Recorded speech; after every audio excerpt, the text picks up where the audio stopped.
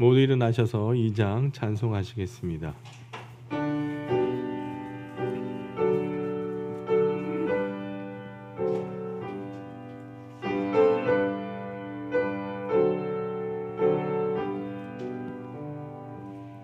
찬양 성부 성자 성령 성삼위일체께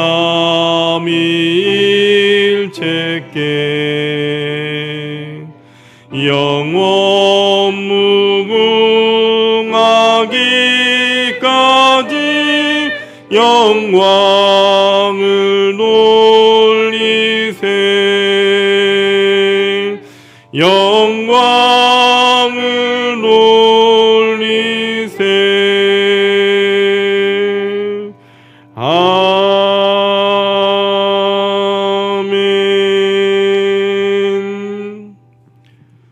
홀로 기이한 일들을 행하시는 여호와 하나님 곧 이스라엘 하나님을 찬송하며 그 영화로운 이름을 영원히 찬송할지어다. 온 땅에 그의 영광이 충만할지어다. 아멘 아멘.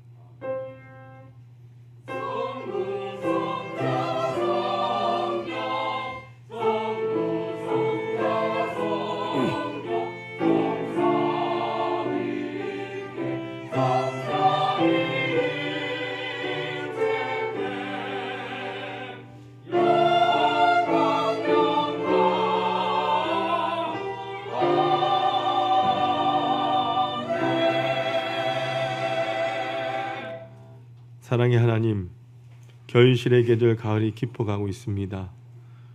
우리도 아름다운 신앙의 열매를 하나님께만 드리고자 정성껏 예배합니다. 성부 하나님의 영광이 이 성전에 가득하게 하시고 성자 예수님의 십자가의 은혜가 강물처럼 흐르게 하여 주옵소서. 보혜사 성령께서 친히 우리의 마음에 함께 계셔서 영과 진리로 예배하게 하옵소서. 주님께서 친히 세우신 종을 통하여 들려주시는 말씀을 들을 때에 우리 모두가 은혜 받게 하시고 우리 안에 도사리고 있던 슬픔과 두려움이 사라지게 하여 주옵소서. 언제나 우리와 함께 하시며 동행하여 주시는 예수님의 이름으로 기원하옵나이다. 아멘. 26장 찬송하시겠습니다.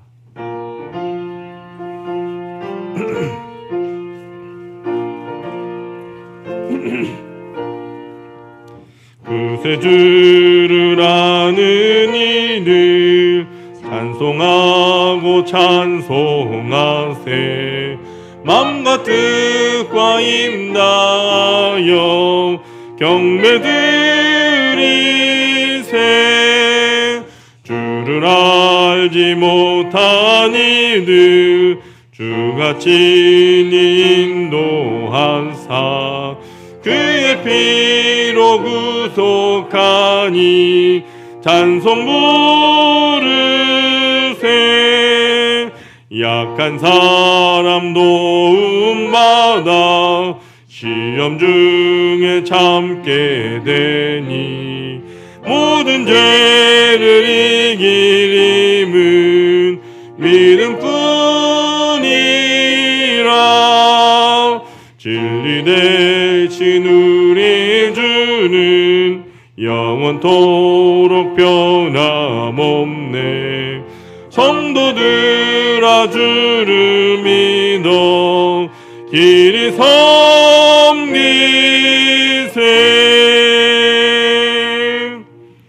교동문 8번 시편 14편을 교독하시겠습니다. 찬송가 뒤편에 있는 교동문 8번 시편 14편입니다.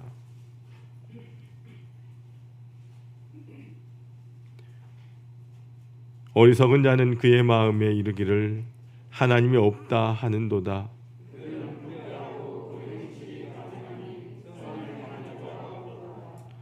여호와께서 하늘에서 인생을 굽어 살피사 지각이 있어 하나님을 찾는 자가 있는가 보려 하신즉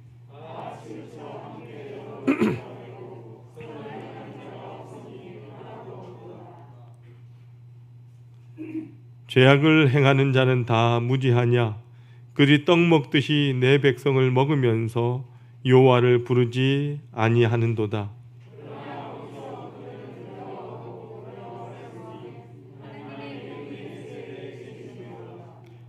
너희가 가난한 자의 계획을 부끄럽게 하나 오직 여호와는 그의 피난처가 되시도다. 여호와께서 그의 백성을 포로된 곳에서 돌이키실 때에 야곱이 즐거워하고 이스라엘이 기뻐하리로다. 아멘. 지금은 하나님과 나만이 아는 죄를 침묵으로 고백합니다.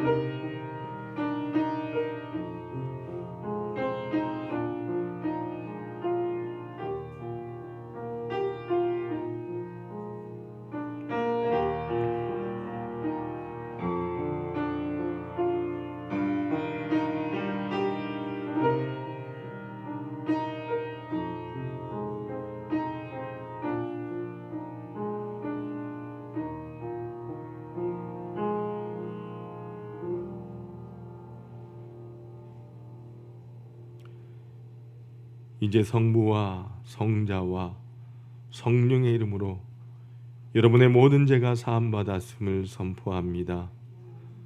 내가 이르기를 내 허물을 여호와께 자복하리라 하고 주께 내 죄를 아뢰고 내 죄악을 숨기지 아니하였더니 곧 주께서 내 죄악을 사하셨나이다. 아멘.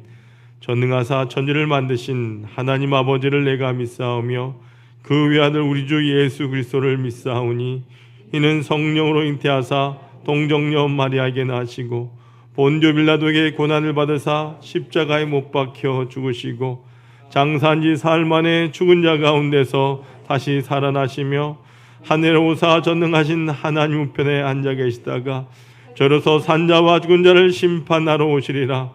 성령을 믿사오며 거룩한 공예와 성도가 서로교통하는 것과 죄를 사하여 주시는 것과 몸이 다시 사는 것과 영원히 사는 것을 믿사옵나이다. 아멘. 모두 앉으셔서 찬송가 304장 찬송하시겠습니다.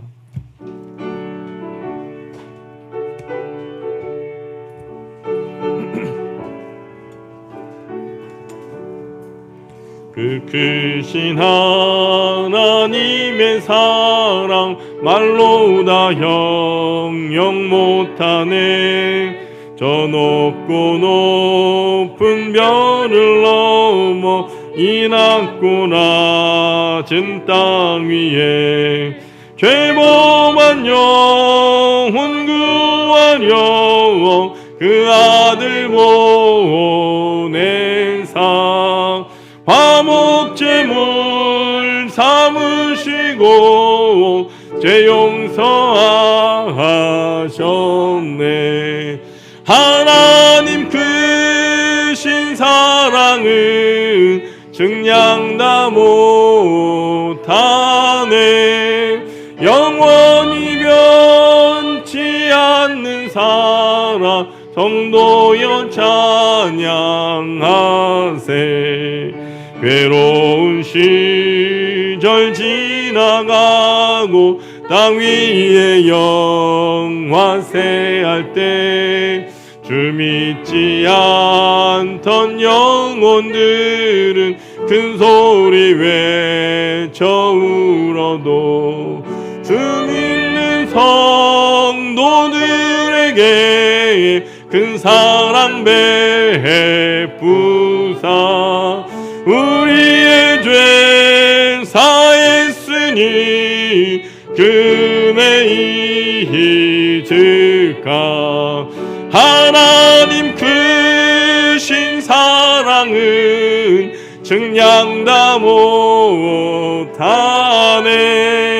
영원히 변치 않는 사랑 성도여 찬양하세. 하늘을 두루마기로 많이 삼고 바다를 먹물 삼아도 한없는 하나님의 사랑 다 기록할 수 없겠네. 하나님의 크신 사랑 그 어찌 나았을까. 저 하늘로 비싸도 채우지 못하리. 하나님 크신 사랑은 증량다 못하네. 영원히 변치 않는 사랑 성도여 찬양하세.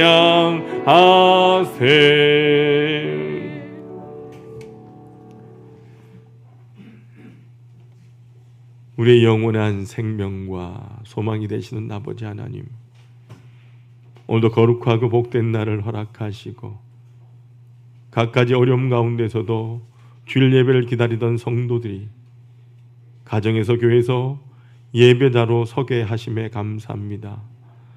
추수를 기다린 결실의 계절 10월 첫 주일 이 예배를 통하여 말씀과 찬송과 기도의 방패로 수많은 유혹과 시험 가운데 믿음의 승리자가 되게 하여 주옵소서.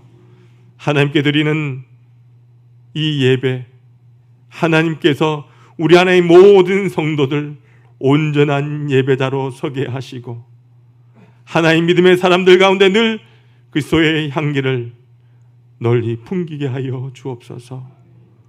험난한 세상 속에서도 의지할 것은 주님밖에 없음에도 불구하고 날마다 주님의 손을 붙들지 못했음을 이 시간 고백합니다. 주님을 의지하기보다는 나의 자신의 생각과 뜻대로 살았던 저희들, 아버지 하나님, 우리의 삶을 이 시간 내려놓습니다. 이 시간 우리의 연약함들 주님 앞에 내려놓으니 주님, 우리의 죄를 용서하여 주옵소서. 이 시간 저희의 허물들을 자복하오니 회개의 영을 부어주시고 긍휼을 베풀어 주옵소서. 코로나라고 하는 어려움이 여전히 존재하지만 우리가 이 시기를 믿음으로 잘 이겨나가게 하셔서 이로 인하여 결실의 계절 이 10월에는 영적인 성령의 열매를 맺게 하시고 주님 주신 능력으로 넉넉히 이 땅을 이기는 삶을 살게 하여 주옵소서. 우리 하나교회가 성령의 능력으로 회복하는 교회로 성령의 역사를 세우기를 원합니다. 아버지 하나님, 우리 하나교회 모든 성도들이 함께 예배 영성을 회복하며 구역의 모임을 회복하고 전도의 열정을 회복하게 하여 주옵소서. 다음 세대의 붕을 회복하게 하여 주옵소서. 우리 모든 성도들 이 실천 목표를 위하여 함께 기도하며 함께 실천한 일에 최선의 노력을 하게 하시고 그 기도의 열매를 맺는 이 한 해가 되게 하여 주옵소서. 이를 위하여 우리 어린 영혼으로부터 노년에 이르기까지 모든 하나의 성도들이 마음이 하나 되게 하시고 수고하고 섬기는 삶을 내가 먼저 시작하게 하여 주옵소서. 우리 하나교회 위에 기름을 부어주시기를 원합니다.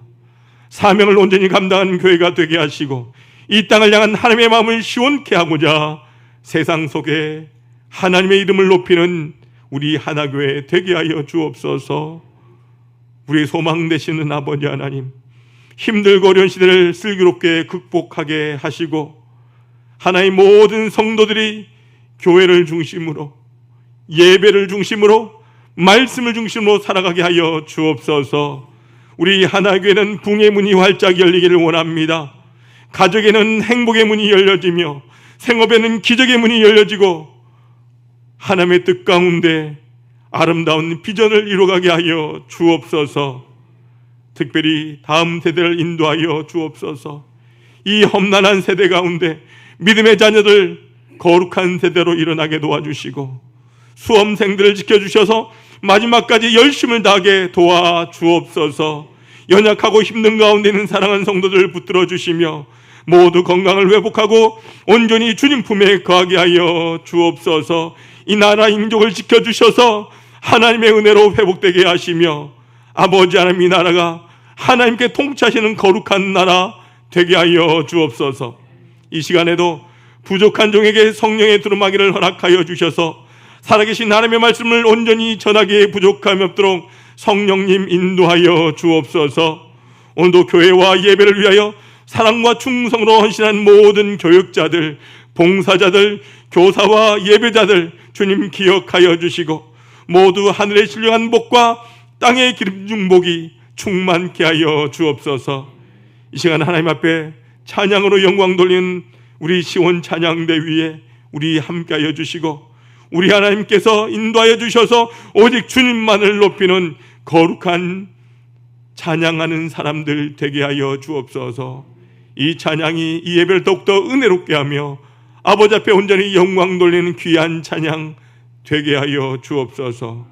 오늘도 우리와 함께 하시고 10월 한 달도 우리를 인도하실 거룩하신 예수 그리스도의 이름으로 간절히 기도드리옵나이다. 아멘.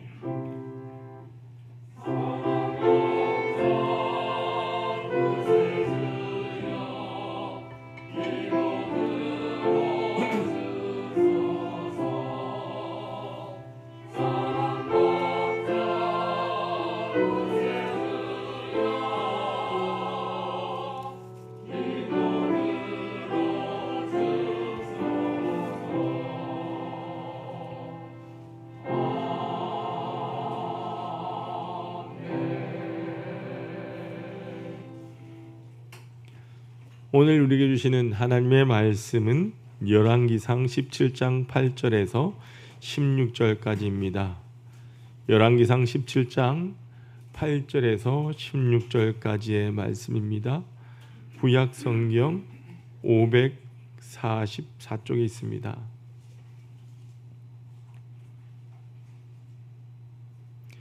여호와의 말씀이 엘리야에게 임하여 이르시되 너는 일어나 시돈에 속한 사르밧으로 가서 거기 머물라. 내가 그곳 과부에게 명령하여 내게 음식을 주게 하였느니라.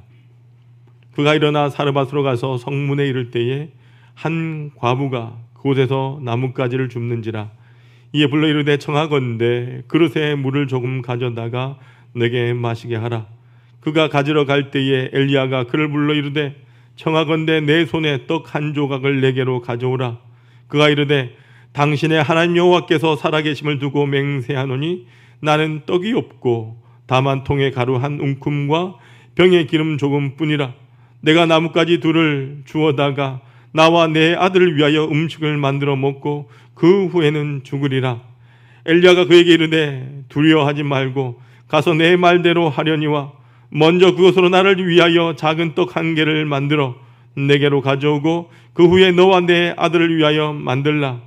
이스라엘 하나님 여호와의 말씀이 나 여호와가 비를 지면에 내리는 날까지 그 통의 가루가 떨어지지 아니하고 그 병의 기름이 없어지지 아니하리라 하셨느니라. 그가 가서 엘리야의 말대로 하였더니 그와 엘리야와 그의 식구가 여러 날 먹었으나 여호와께서 엘리야를 통하여 하신 말씀같이 통의 가루가 떨어지지 아니하고 병의 기름이 없어지지 아니하니라. 아멘. 시온 찬양대 찬양으로 하나님 앞에 영광 올려드리겠습니다.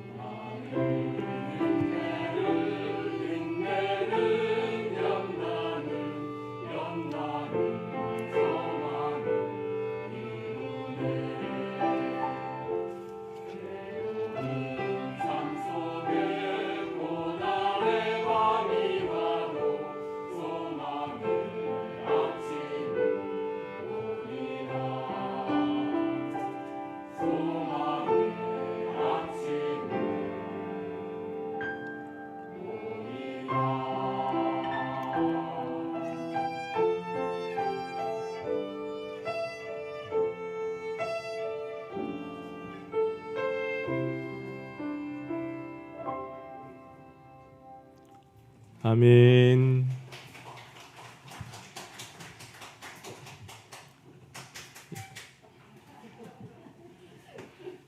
여러분 한 주간 평안하셨습니까? 오늘도 예배 가운데 여러분의 마음 가운데 하나님이 함께 하시고 또한 말씀을 통해서 위로받고 은혜 받으며 결단하는 귀한 축복의 시간이 되었으면 합니다. 이 환절기 가운데 여러분 건강 조심하시고요. 여전히 코로나가 우리를 엄습해 오지만 우리가 믿음으로 잘 이겨나갈 수 있길 주님의 이름으로 축원합니다. 여러분 오늘 본문은 우리가 잘 아는 본문의 이야기이면서도 불쌍한 한 여인의 이야기를 담고 있다는 겁니다. 그녀는 남편을 잃고 아들 하나만을 데리고 힘들게 살아가는 과부입니다. 그녀의 형편은 매우 어렵습니다. 그도 그럴 거지 요즘과는 달라서 당시에는 여인이 할 수 있는 일이 아주 제한되어 있었기 때문입니다. 또한 여인은 아들과 근근히 어렵게 살아갑니다. 그런데 어느 날 이 집에 한 손님이 찾아왔어요. 그런데 이 손님은 아주 이상하게 이를 데 없는 사람이었다는 겁니다. 우선 이 손님은 남자였어요. 여러분, 남자 손님이 아들 하나만 데리고 있는 과부 집에 찾아온다는 것, 그거 자체가 여인에게는 대단히 불편함이었다는 거죠. 게다가 이 남자는요, 이스라엘 남자였습니다. 반면에 이 여인은 어떠한 사람이냐? 시돈 땅에 사르밧에 살고 있는 이방 여인이었던 거죠. 당시 여인들은요, 남자들에게 매우 멸시받던 신대였을 뿐만 아니라 더군다나 이방 여인은요, 말할 것도 없었습니다. 그런데 이 이방 여인의 집에 이스라엘 남자가 찾아왔다라고 하는 거죠. 또 손님은요, 염치도 없었습니다.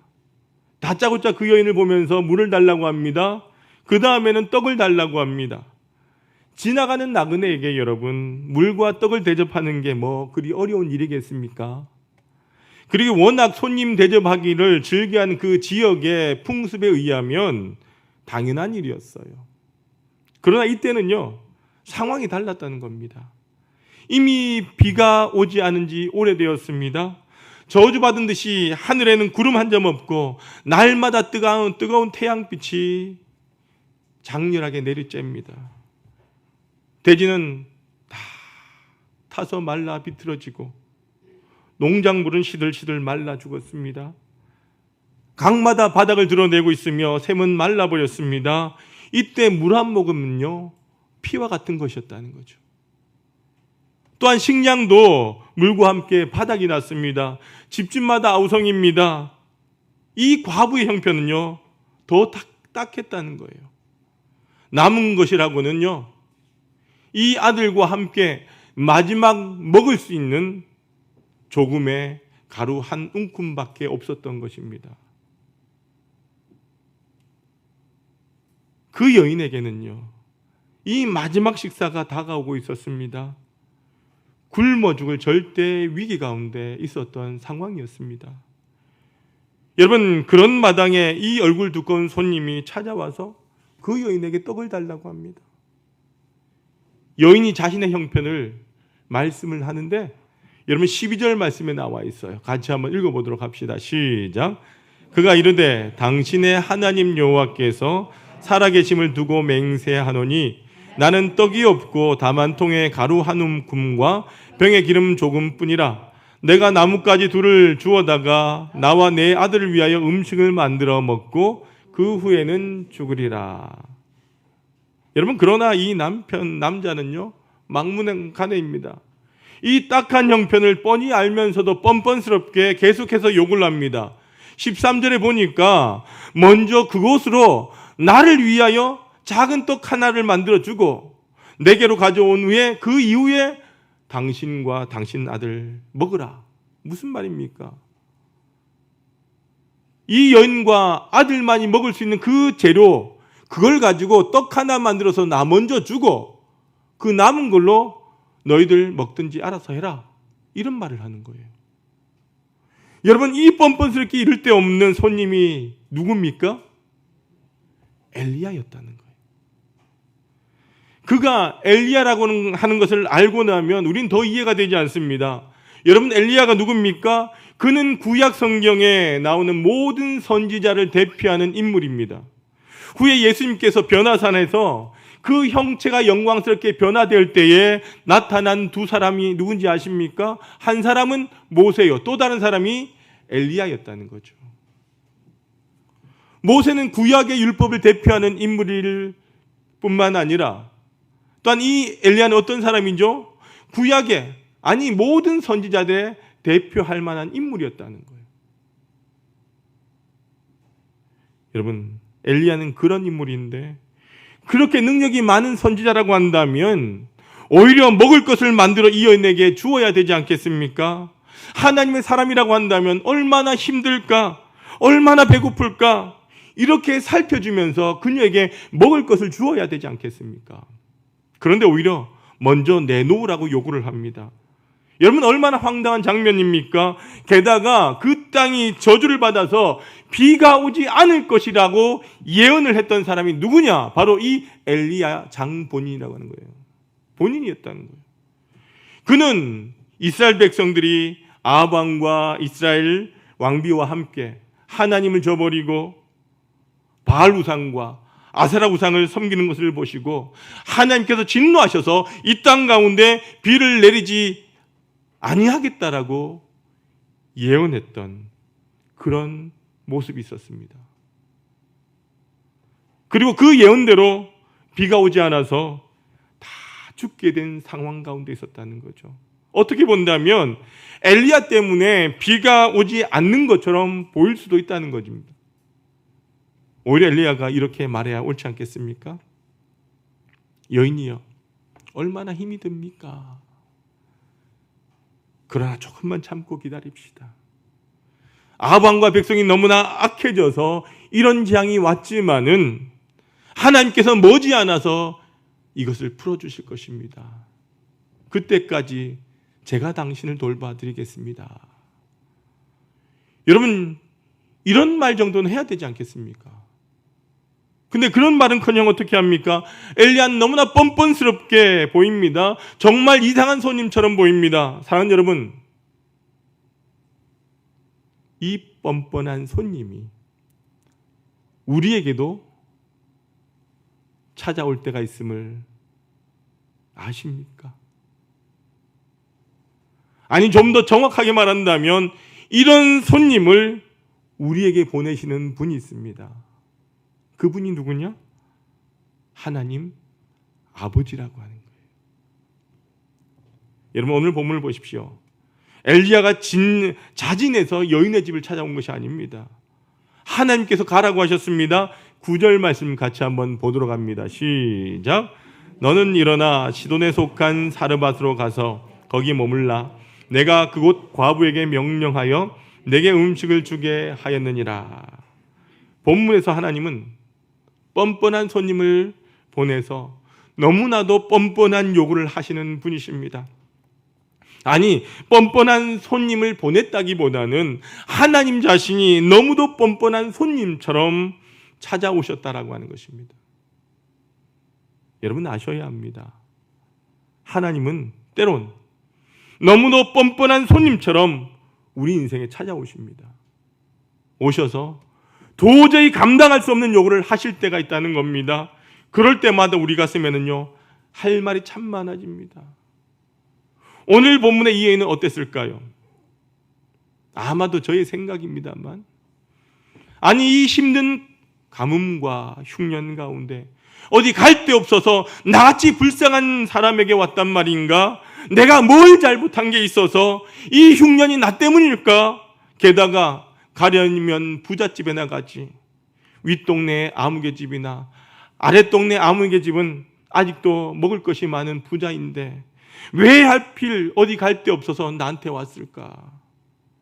와서 한다는 말이 또 가관이 아닌가?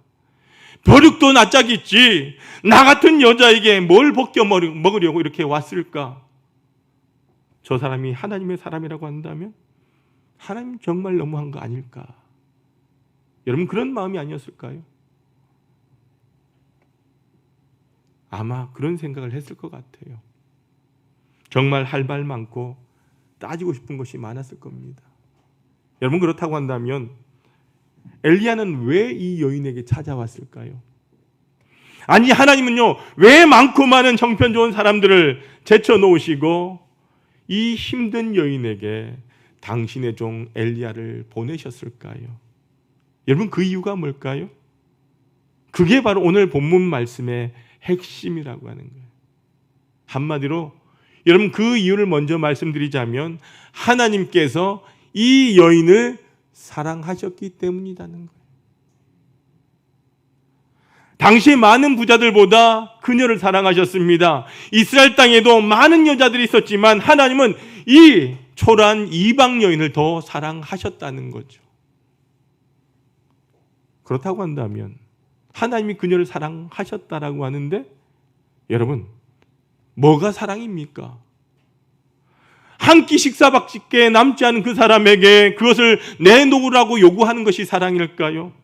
당장 죽을 것 같은데 내놓으라고 하는 것이 그것이 사랑일까요? 그렇습니다. 그것은 분명히 사랑입니다. 단지 이상한 사랑일 뿐이라고 하는 거죠. 이게 바로 여러분들 하나님의 사랑과 사람의 사랑의 차이점이라고 하는 거예요. 하나님은 이상한 사랑으로 우리에게 다가오시는 분이십니다. 그러나 그 이상한 사랑이 조금도 이상하게 여겨지지 아니하고 우리 안에서 이해가 된다라고 한다면 우리의 믿음이 성장한 증거라고 하는 겁니다. 나의 생각엔 도저히 이해가 되지 않습니다. 그렇다고 한다면 우리의 믿음이 연약함의 증거일 거란 것이죠. 부디 하나님의 이상한 사랑을 이해하고 그 사랑을 기다리는 자리까지 성장하시길 주님의 이름으로 축원합니다. 그렇다면 엘리야가 여인을 찾아와서 이상한 것을 요구한 것, 그것이 왜 사랑일까? 여러분, 우선 여인에게 일어난 결과부터 우리가 함께 먼저 보도록 합시다. 자, 본문 15절과 16절 말씀을 같이 읽어봅니다. 15절 16절 시작. 그의 식구가 여러 날 먹었으나 여호와께서 엘리야를 통하여 하신 말씀같이 통의 가루가 떨어지지 아니하고 병의 기름이 없어지지 아니하니라. 할렐루야. 바로 이것입니다. 엘리야가 그 집에 온 이후로 한 끼 식사분의 가루만 남아있던 그 가정에, 그 가루통에 가루때가 떨어지지 아니하고 그 기름병에 기름이 없어지지 아니했다라고 성경은 말합니다. 먹고 나면 그만큼 생기고 또 먹고 나면 그만큼 생겼다는 거죠.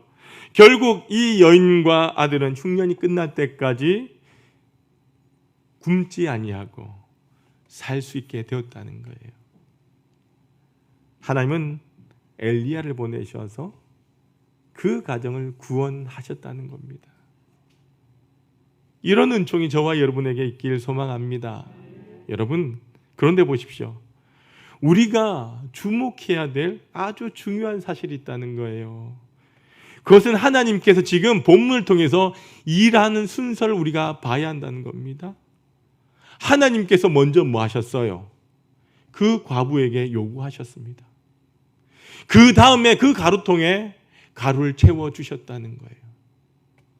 우리 생각에는 하나님께서 먼저 가루를 주시고 후에 떡을 만들어 먹는 게 옳다는 생각을 합니다. 그러나 하나님은 반대라고 하는 거죠. 먼저 우리에게 요구하시고 그 후에 채워주신다라고 하는 겁니다. 이게 하나님의 순서요, 하나님의 방법이라고 하는 겁니다. 이 하나님의 순서를 잊지 않길 소망합니다. 그렇다면 왜 하나님이 그녀에게 먼저 요구하셨을까요? 그 이유는 그 여인에게 새로운 의욕을 주시기 위함이었다는 거죠. 먼저 하나님이 여인에게 새 일을 맡기셨습니다. 여인은 그동안 많은 일을 하며 살아왔을 것입니다. 남의 집에 가서 일을 했을 것이고 아들을 위하여 열심히 돈을 벌었을 겁니다. 그러나 이제 그녀에겐 할 일이 없어졌습니다. 단 하나의 남은 일은 그 마지막이라고 하는 것은요, 생애의 마지막 식사를 준비하는 것 뿐이었다는 거죠. 그것을 먹고 죽는 일만 남아 있었다는 겁니다. 그러나 엘리야가 손님으로 옴으로 인하여 여인에게는요, 새로운 일이 다가왔다는 거죠. 그것이 뭡니까? 손님을 대접하는 일이었다는 겁니다. 그런데 그 새 일은 그녀에게 새로운 의욕으로 다가옵니다. 죽기 전에 손님을 대접해야 된다라고 하는 새로운 일거리가 생기자 다시 그녀 마음 가운데 팽팽한 긴장감이 일어나기 시작합니다. 죽었던 여성의 특유의 감각이 살아나기 시작합니다. 손님 대접은 매우 중요한 일입니다. 자신을 위해서는요, 아무렇게나 식탁을 차릴 수 있습니다. 우리 어머니들 혼자 식사할 때 보니까 밥 한 그릇 갖다 놓고 김치 하나 놓고 드십니다. 그렇지만 멀리서 자녀들이 찾아오면 그렇게 하지 않지 않습니까? 남을 위해서는 그렇게 할 수 없습니다. 놓을 게 없는 밥상일지라도 더 정갈하게 닦아야 하고 냉수 한 그릇이라도 반듯하게 올려놓아야 합니다. 그게 손님 대접에 따른 아름다운 마음이라고 하는 거죠. 새로운 일은 새로운 긴장을 가져오는 법입니다. 여러분, 먹고 죽을 마지막 음식을 준비하는 것과 남을 대접하고자 음식을 준비하는 마음은요, 완전히 다르다라고 하는 거예요. 우리 인생의 진정한 위기가 무엇이냐? 여러분, 내 안에 인생의 가루통에 가루가 없다는 것이 위기가 아니라고 하는 거예요. 오히려 가루가 없기 때문에 아무것도 하고 싶지 않다라고 하는 그 좌절감이 오히려 내 삶의 더 적이라고 하는 거죠. 비록 가루가 없어도 내가 무언가를 하겠다라고 하는 의욕만 살아있다라고 한다면 그 사람은 희망 있는 인생이라고 하는 것입니다. 여기 어르신들이 많이 계시지만 연로하신 어른들을 한번 생각해 보세요. 그분들 안에 문제는 뭐냐? 아무것도 하고 싶지 않다라고 하는 좌절감, 그리고 무기력증입니다. 우선 할 일이 없습니다. 할 일이 없기 때문에 인생의 의욕도 없습니다. 이것보다 더 무서운 적이 없다는 거죠. 그래서 가만히 계시다 보면 건강 급속도적으로 악화됩니다. 그중은 쓰지 않아서 점점 가늘어지고요, 뼈마디는 쑤셔옵니다. 그러나 여러분, 아무리 연세가 많다 할지라도 내 안에 하고 싶은 욕망이 있다라고 한다면, 의욕이 있다라고 한다면 그분은 청년처럼 살 수가 있는 거예요. 그런 면에서 볼 때에 우리 하나교회 은퇴 집사님 가운데 최준봉 집사님 참 대단하시다는 생각이 들어요. 올해 80이시죠. 80의 연세도 불구하고 지하철 택배를 하시면서 하루도 쉬지 아니하고 매일매일 현장에 나가서 일을 하십니다. 매주일 예배를 마치고 집사님의 손을 잡으며 악수하는데 집사님의 그 악의 힘이 얼마나 대단한지 몰라요. 연세처럼 전혀 보이지 않는다는 거예요. 여러분, 오늘 본문의 여인은 어떻게 되었습니까? 이 여인은 이상한 손님의 이상한 요구를 받아들였습니다. 어차피 죽을 것인데 마지막으로 손님 대접하고 죽어야 되겠다라고 생각을 했을 거예요. 마치 진수성찬으로 차리는 마음으로 기름을 발라서 떡을 구웠습니다. 마치 잔치 음식이라도 장만한 듯 마음을 다해서 음식을 장만합니다. 손님 먹을 음식을 위해서 한 움큼 남은 가루를 덜어내는 그 마음, 얼마나 착잡했을까요? 내가 마지막 남은 이 음식의 재료, 이것을 대접하고 나는 죽으리라 생각했, 그 마음 얼마나 착잡했을까요? 그러나 여인은 늘어지지 아니하고 움직이고 있습니다. 여러분, 이것이 중요한 거예요. 그 후에 어떻게 됩니까? 아까 함께 읽었던 말씀처럼 여인의 집에는 가루와 기름이 떨어지지 아니했다라고 성경 말씀합니다. 기적이 일어났습니다. 이런 기적이 저와 여러분에게 삶에 일어나길 주님의 이름으로 축원합니다. 여러분, 기적을 원하십니까? 그렇다면 하나님의 요구를 먼저 받아들이시기를 바랍니다. 그것이 첫째라고 하는 거예요. 때론 하나님은요, 우리에게 어려운 요구를 원하십니다. 시간이 없는 사람들에게 시간을 요구하십니다. 물질이 부족한 사람에게 지갑을 열라고 요구하십니다. 정말 힘든 상황 가운데 있는 나에게 교회는 헌신을 요구합니다. 정말 힘들 때도 있습니다. 나보다 형편 좋은 사람이 많은데 왜 하필 나인가?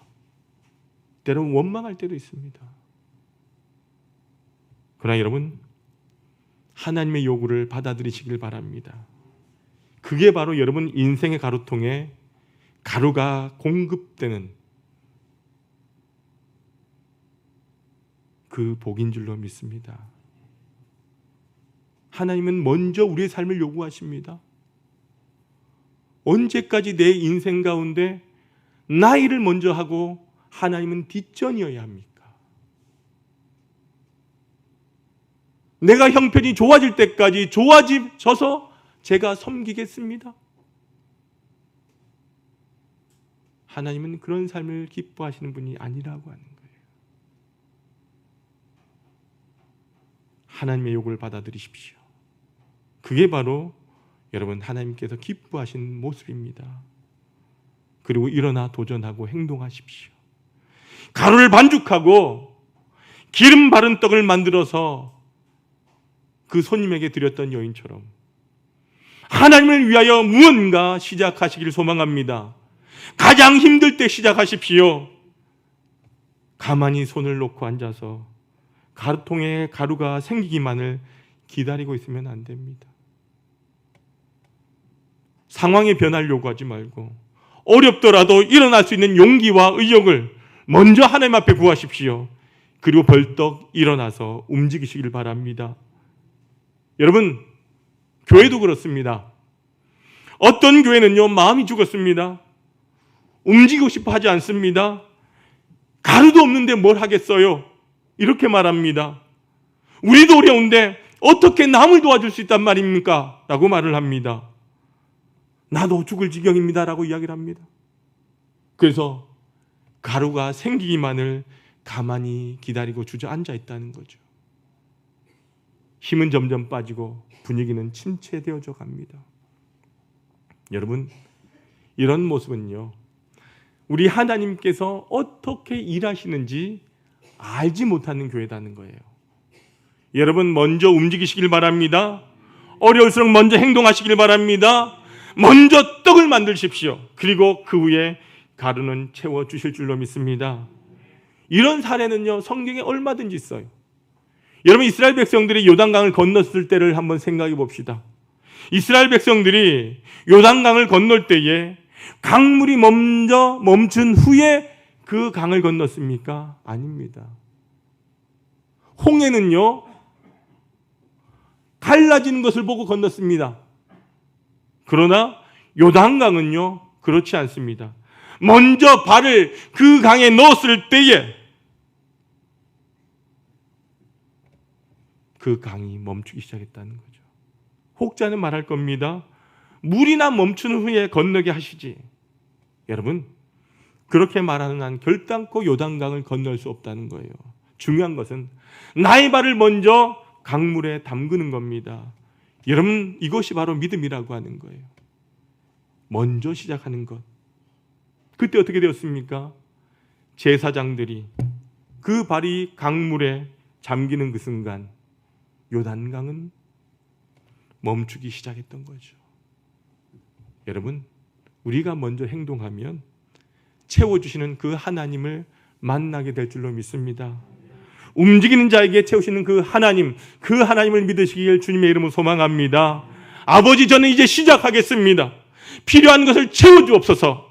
이런 기도가 여러분의 기도가 되길 소망합니다.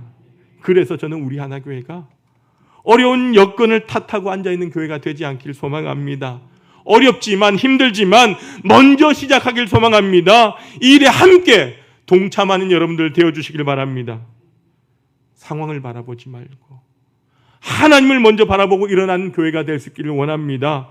그렇다면 왜 하필이면 하나님께서 이 여인에게 엘리야를 보내셨을까요? 그 이유는 이 여인이 가장 불쌍했기 때문입니다. 가장 어려웠기 때문입니다. 가장 힘들었기 때문입니다. 이 여인에게 가장 구원이 시급했기 때문이었다는 거죠. 여러분, 형편 좋은 사람들은 아직 먹을 게 많이 남아 있습니다. 그러나 이 여인은요, 당장 죽을 판이었다는 거죠. 그러므로 엘리야를 여인에게 보내신 것입니다. 이 여인이 움직이기만 한다면, 의욕을 회복하기만 한다면 나머지는 하나님께서 하실 것입니다. 여러분, 내가 가장 어렵다라고 생각하지 마십시오. 어려울수록 더 빨리 벌떡 일어나야 합니다. 그런 사람일수록 여러분들 다 의욕이 필요한 줄로 믿습니다.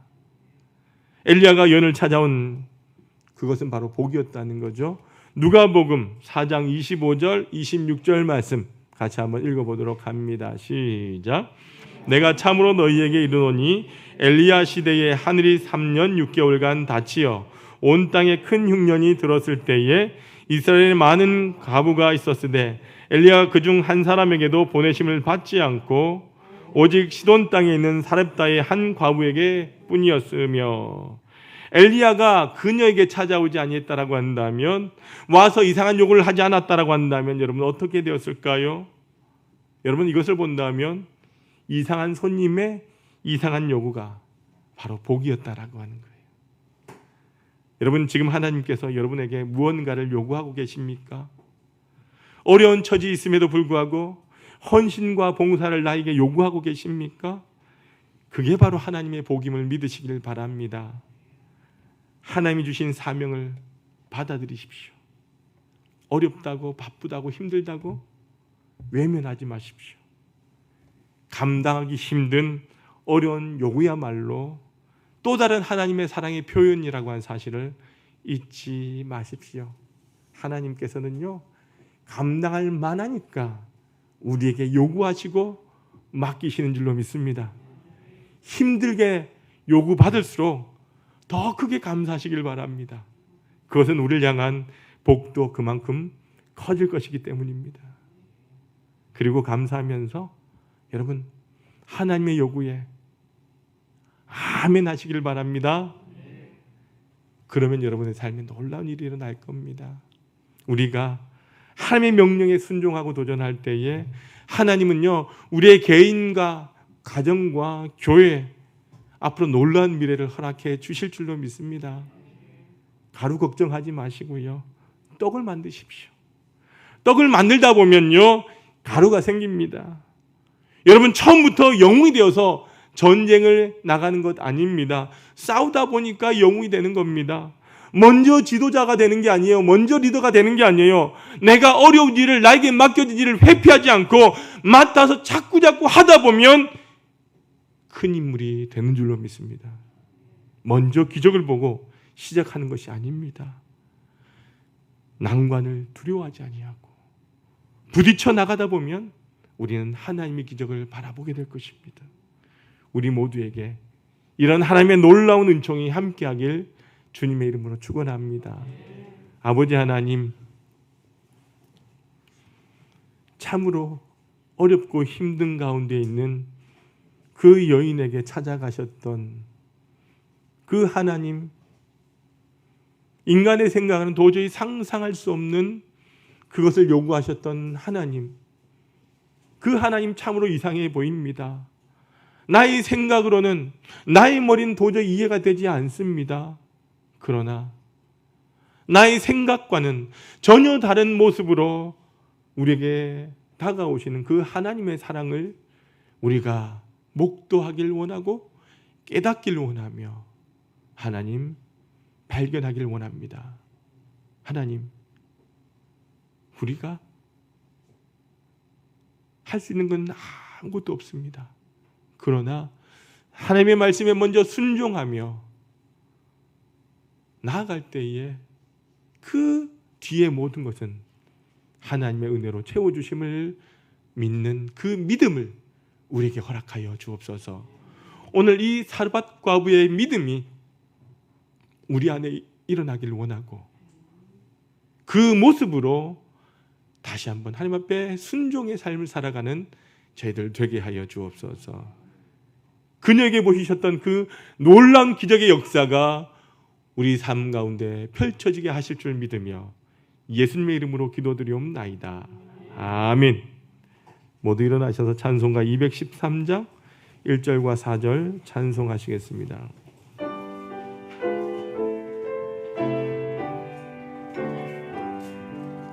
나의 생명 드리니 주여 받아주셔서 세상 살아갈 동안 찬송하게 하소서. 나의 보아 드리니 주여 받아주셔서 하늘 나라 위하여 주 뜻대로 쓰소서.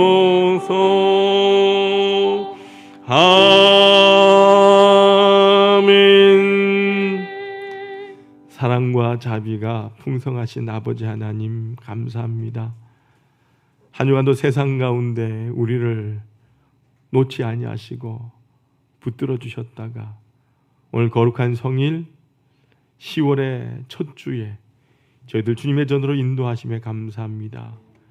이 시간 주의 자녀들이 하나님을 예배하며 귀한 예물 정성껏 준비하여 주님 앞에 드립니다.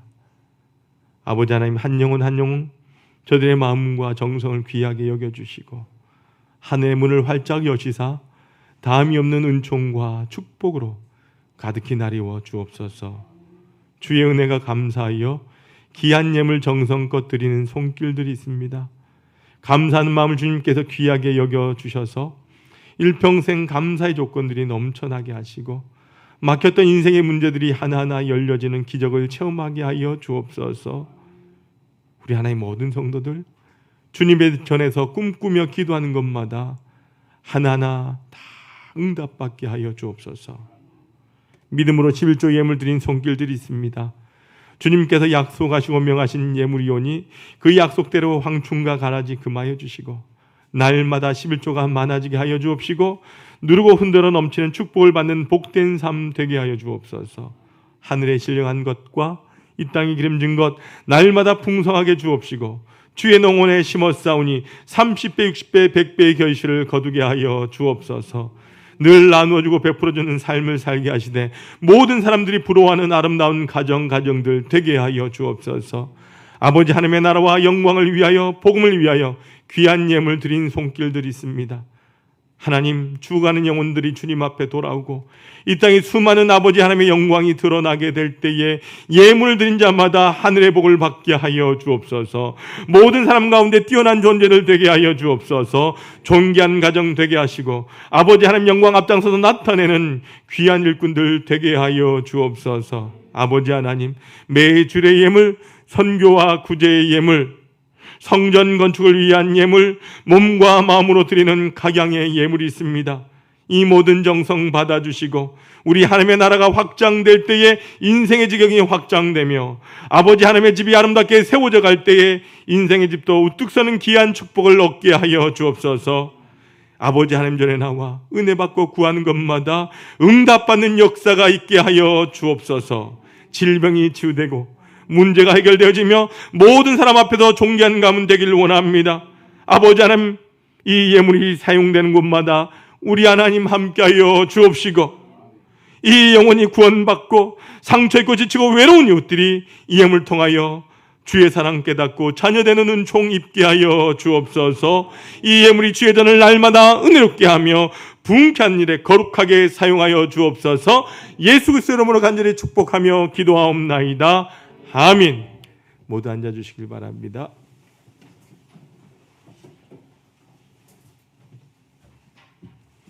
교회 소식입니다. 코로나19 안정화를 위해서 우리 온라인 예배 그리고 현장 예배 함께 진행됩니다. 기억하셔서 우리 꼭 주의 전에 오지 못하시는 분들 가정에서 온라인 예배에 동참해 주시길 바랍니다. 모든 공예배에 여러분들 열심을 내어 주시길 바랍니다. 주일 오전 예배뿐만 아니라 오후 찬양 예배, 수요 예배, 새벽 기도에 함께 공예배에 열심을 내어 주셔서 우리 모이는 일에 함께 하길 소망합니다. 말씀 랭진, 말씀 통독, 여러분 이번 주 주일까지는요 말라기 3장까지입니다. 그래서 다음 주 정도 되면 우리가 구약 성경을 마칠 것 같습니다. 그래서 여러분들 성경을 읽는 일에 열심을 내어주셔서 올 한 해 모두가 성경 1독씩 할 수 있길 바랍니다. 성경 통독 세미나를 진행합니다. 여러분 10월 11일 화요일부터 매주 화요일 10시에 본당에서 진행됩니다. 여러분 무조건 성경을 듣기만 하는 것이 아니라 성경을 나누고 또한 우리가 들으면서 하나님의 말씀을 더욱더 깊이 알아가는 시간을 가지려고 합니다. 여러분들 많이 동참해 주셔서 하나님의 말씀을 가까이 하는 일에 열심을 내어주시길 바랍니다. 성례식 광고입니다. 입교 세례 예식이 10월 23일 주일 있습니다. 1부 예배, 2부 예배는 아니고요. 2부 예배 때에 세례 입교식을 진행합니다. 여러분 교육 및 문답이 10월 22일 토요일 오후 2시 본당에서 있습니다. 우리 교육자는 꼭 참석하셔야 합니다. 자격은요, 입교는 유아세례 받은 자로 만 13세 이상 된 자여야 합니다. 어린이 세례는요 이제 바뀌었죠. 바뀌어서 만 7세에서 만 12세까지, 그러니까 초등학생 이 다 해당이 되고요. 중학교 1학년까지 해당이 됩니다. 여러분 어린이 세례 있고요. 또한 세례는 교회 등록하신 지 6개월 이상 되신 분으로 만 13세 이상이면 됩니다. 그래서 여러분들 우리 자녀들 가운데 혹은 세례를 받아야 되실 분 기억하셔서 사무실로 신청해 주시길 바랍니다. 그리고 성찬 예식이 그 다음 주일인 10월 30일 주일 오전 9시 1부 예배와 오전 11시 2부 예배 성찬식이 있습니다. 이제 성찬식에는요 어린이 세례자도 다 포함이 되기 때문에 교회에서 담은 우리 포도주로는 어렵고요. 우리 포도 주스로 준비해 주시길 바랍니다. 그래서 성례식 일정 기억하셔서 기도로 준비해 주시고 동참해 주시길 바랍니다. 우리 2023학년도 대학 수학능력시험 수험생 명단을 사무실로 제출해 주시길 바랍니다. 현재 10명까지 나왔습니다. 꼭 수학능력시험을 안 친다고 명단을 제출하지 않는 것이 아니라 수험생이라고 한다면 다 명단을 제출해 주셔서 우리가 함께 기도하시길 바랍니다. 우리 추수감사주일 가족 찬양제라고 되어 있습니다. 여러분 11월 6일 우리가 이제 11월 첫째 주일로 추수감사주일이 옮겨졌죠. 그래서 우리 추수감사주일 날 온 가족 찬양제를 가지려고 합니다. 여러분 많이 신청해 주시고 준비하셔서 풍성한 감사의 잔치가 될 수 있기를 바랍니다. 구역도 괜찮고요. 아니면 가정도 괜찮고요. 개인도 괜찮습니다. 풍성한 은혜와 나눔이 있는 귀한 찬양제가 될 수 있도록 여러분이 함께 동참해 주시길 바랍니다. 매주 금요일 10시 30분에 여러분 식당방에서 전도대 모임이 있습니다. 이번 주 토요 청소는 102구역입니다. 기억하셔서 우리가 교회를 섬기는 일에 꼭 동참해 주시길 바랍니다. 우리 인사합시다. 옆 사람에게 주님의 이름으로 사랑합니다. 축복합니다. 한 번 더 인사하겠습니다. 행복하게 삽시다. 행복한 성도 됩시다. 이제 모두 일어나셔서 우리 파송의 찬양 드리겠습니다.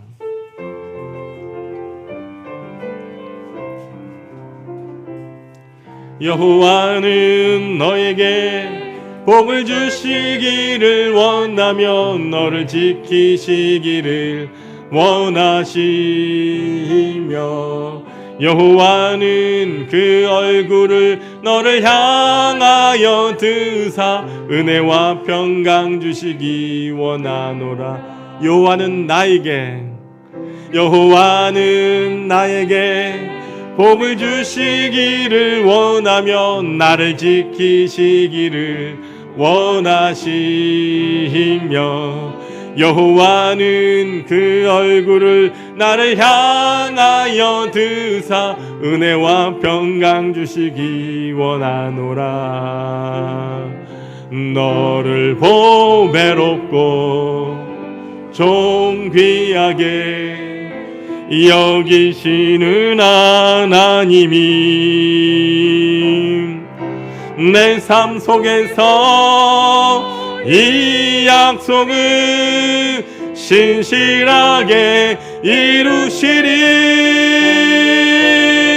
땅에 기름진 것으로 하늘에 신령한 것으로 너를 복주시고 지키실 하나님이 너의 영혼 잘 되도록 은혜 베푸시며 평강으로 인도하시리.